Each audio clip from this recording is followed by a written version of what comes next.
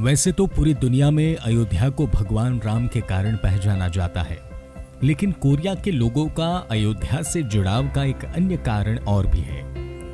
Korea के पौराणिक दस्तावेजों के अनुसार अयोध्या की एक राजकुमारी कोरिया की महारानी बनी थी।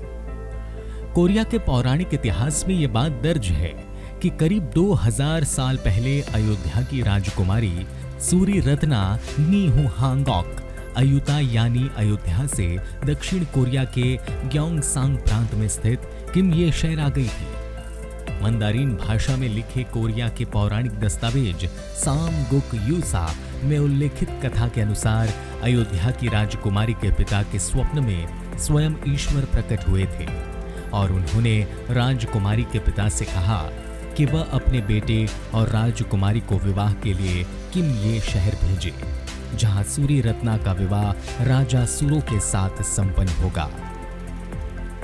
16 वर्षों की उम्र में राजकुमारी सूरी रत्ना का विवाह किमये राजवंश के राजकुमार सुरो के साथ संपन्न हुआ। किमये राजवंश के नाम पर ही वर्तमान कोरिया का नामकरण हुआ है। कोरिया के लोगों का मानना है कि सूरी रत्ना और राजा सुरो के वंशजों ने ही 7वीं शताब्दी में कोरिया के विभिन्न राजघरानों की स्थापना की थी। उनके वंशजों को कारक वंश का नाम दिया गया है, जो कि कोरिया समेत विश्व के अलग अलग देशों में उच्च पदों पर आसीन है। कोरिया के एक पूर्व राष्ट्रपति भी इस वंश से संबंध रखते थे। यूं तो कोरिया के इतिहास में अनेक महारानियों का नाम दर्ज है, लेकिन सभी में से सूरी रत्ना को ही सबसे अधिक आदरणीय और पवित्र माना गया, जिसका कारण ये था कि उनकी जड़ें भगवान राम की नगरी अयोध्या से जुड़ी हुई थी। कोरिया के पौराणिक दस्तावेज सामकुक यूसा में राजा सुरो और सूरी रत्ना के विवाह की कहानी भी दर्ज है, जिसके अनुसार प्राचीन कोरिया में एक कारक वंश को स्थापित करने वाले राजा सुरो की पत्नी रनी हो यानी सूरी रत्ना मूल रूप से आयुत यानी अयोध्या की राजकुमारी थी। सुरो से विवाह करने के लिए उनके पिता ने उन्हें समुद्र के रास्ते से दक्षिण कोरिया स्थित कारक राज्य भेजा था। आज की तारीख में कोरिया में कारक गोत्र की तकरीबन 60 लाख लोग स्वयं को राजा सुरो और अयोध्या की राजकुमारी का वंशज बताते हैं। सुरो और सूरी रत्ना की दास्ता पर यकीन करने वाले लोगों की आबादी दक्षिण कोरिया की कुल आबादी का 10वां भाग है।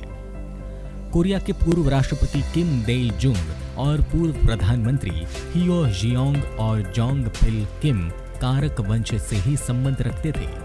कारक वंश के लोगों ने उस पत्थर को भी सहेज कर रखा है जिसके विषय में यह कहा जाता है कि अयोध्या की राजकुमारी सूरी रत्ना अपनी समुद्र यात्रा के दौरान नाव का संतुलन बनाए रखने के लिए इसे रख कर लाई थी। किमये शहर में राजकुमारी हो की प्रतिमा भी है। कोरिया में रहने वाले कारक वंश के लोगों का एक समूह हर साल फरवरी-मार्च के दौरान राजकुमारी सूरी रत्ना की मातृभूमि पर उन्हें श्रद्धांजलि अर्पित करने अयोध्या आते हैं। हालांकि भारतीय प्राचीन दस्तावेजों में कहीं भी यह जिक्र नहीं मिलता कि सूरी रत्ना का विवाह कोरिया के राजा के साथ हुआ था।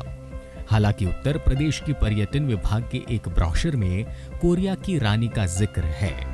भारतीय दस्तावेजों में भी इस बात का भी कोई प्रमाण नहीं है कि राजकुमारी सूरी रत्ना का संबंध भगवान राम के वंश से था। संबंधित कथाओं के अनुसार सूरी रत्ना या हो का निधन 57 वर्ष की उम्र में हुआ था। ऐसी ही पौराणिक कथाओं के लिए जुड़े रहें अनलॉक माइथोलॉजी के साथ।